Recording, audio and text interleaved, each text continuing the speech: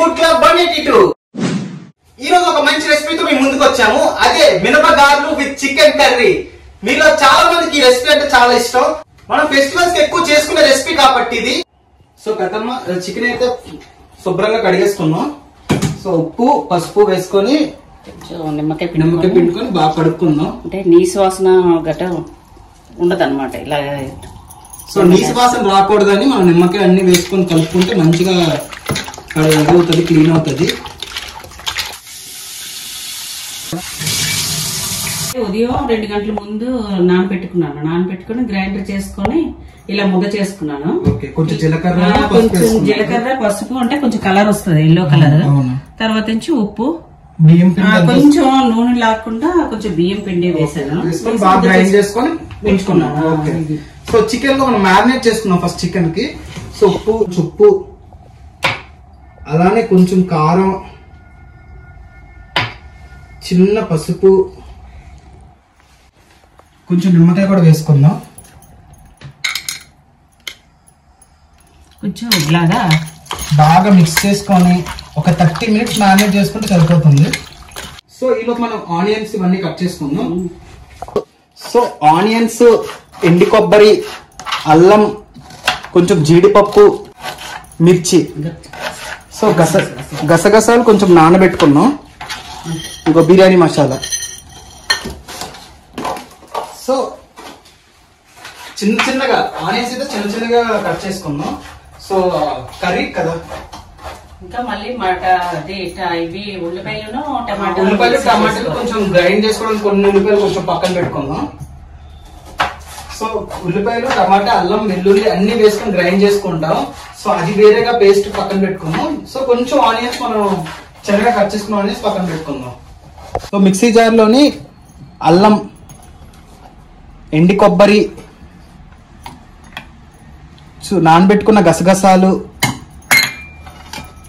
కొంచెం జీడిపప్పు, వెల్లుల్లి, ఆనియన్స్, కొంచెం టమాటోస్. సో ఇవన్నీ వేసుకొని బాగా మిక్సీ చేసుకుందాం పేస్ట్ గా.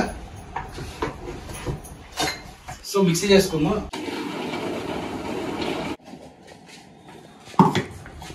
ఇలాగా మెత్తగా పేస్ట్ చేసుకోవాలి.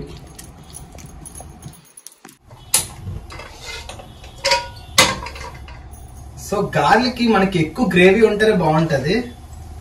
సో అందుకే ఆనియన్స్ కూడా ఎక్కువ వేసుకున్నాం. ఆయిల్ వేసి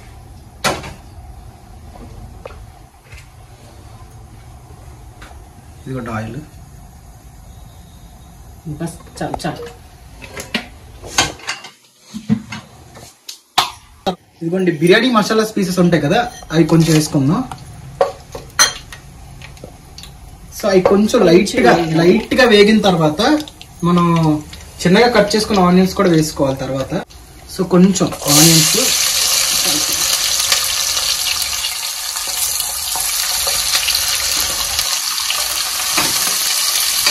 so onions light brownish colour వచ్చినంత వరకు బాగా వేసుకోవాలి.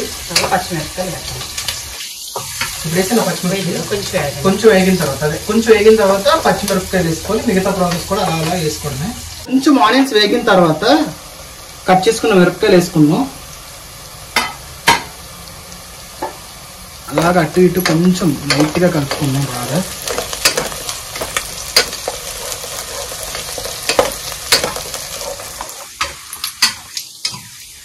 సో ఆనియన్స్ అయితే బాగా ఫ్రై అయినాయి. ఇదిగోండి మనం మ్యారినేట్ చేసుకున్న చికెన్ కూడా అందులో వేసేద్దాం.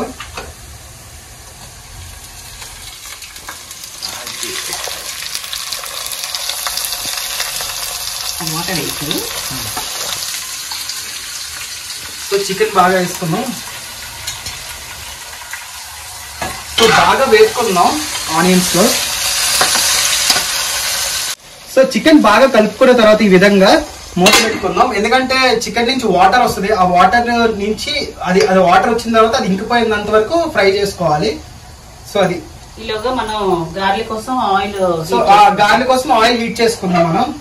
ఇది ఫ్రై అవుతుంటది ఈలోపు. సో ఆయిల్ వేసుకుందాం. ఆయిల్ మనం హీట్ చేసుకుందాం ఈలోపు. ఆయిల్ అంత ఎక్కువ హీట్ అయితే గారెలు అంత మంచిగా వస్తాయి. ఇలా చూడు చికెన్ నీళ్ళు ఒకసారి కలుపు. సో చూసారా చికెన్ నుంచి వాటర్ అయితే వచ్చింది. చూసారు కదా చికెన్ నుంచి వాటర్ వస్తుంది. సో ఒకసారి బాగా కలుపుకుందాం. ఈ చికెన్ లో ఈ వాటర్ అంతా ఇంకినంత వరకు మనం మూత పెట్టుకొని ఉంచుకుందాం. సో మనం ఇందాక చేసుకున్న పేస్ట్ అయితే వేసేద్దాం చికెన్ లోని.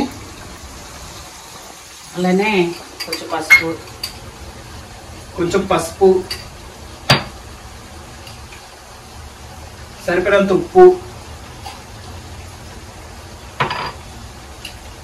కారం సరిపోయినంత చూసుకొని వేసుకోవచ్చు. మళ్ళీ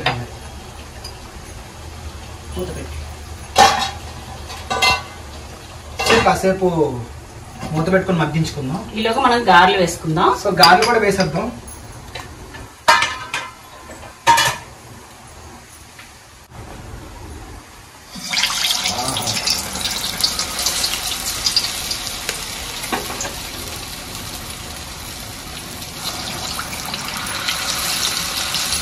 గారెలు నీట్ గా మంచిగా పైకి ఎలా తేలుతున్నాయో సో ఈ విధంగా తేలినట్టు వేసుకోవాలి.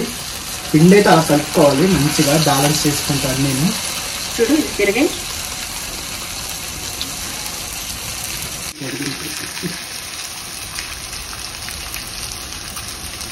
సో కొంచెం చికెన్ కలుపుకుందాం.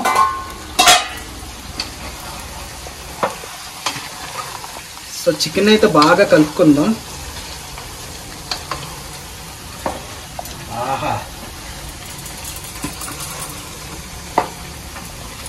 ఇవి కూడా గారెలు బాగా వేగిపోతుంది.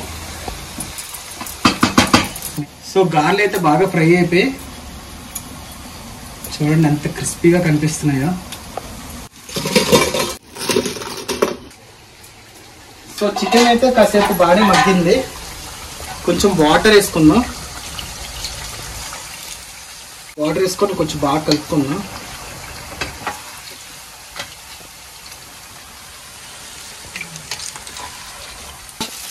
సో కొంచెం గరం మసాలా అలానే ధనియా జీరా పౌడర్ కొంచెం ఒకసారి కలుపుకుందాం.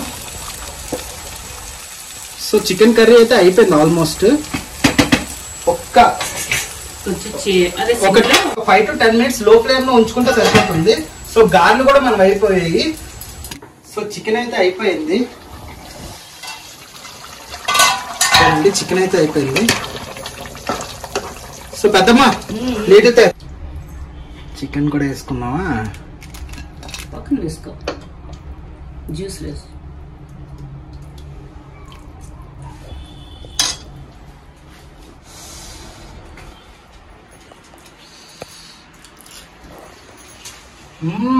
బాగుంది.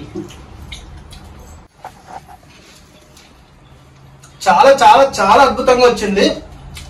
మీరు కూడా మీ ఇంట్లో ట్రై చేయండి. సో ఎలా వచ్చిందో కమెంట్ రూపంలో చెప్పండి. Thanks for watching.